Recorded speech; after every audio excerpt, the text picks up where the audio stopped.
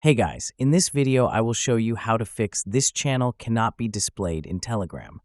Alright, let's begin. First, close the Telegram app. For this fix, you'll need to use your web browser instead of the mobile app. Open any browser and go to Telegram's web version. Once you're logged in, tap the three horizontal lines at the top left corner to open the menu. From there, scroll down and tap on Settings. Next, select Privacy and Security. Scroll to the bottom of that page until you find the section labeled Sensitive Content. On some devices, it might be shown as 18 plus content. Both mean the same thing. If this setting is enabled, Telegram applies content restrictions that can block certain channels from being displayed. To fix the issue, simply uncheck or disable this option.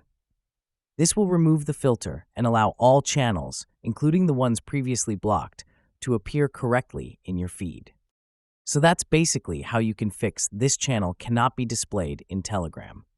And that's it for this video. If you find this helpful, consider subscribing and giving this a big thumbs up. Thanks.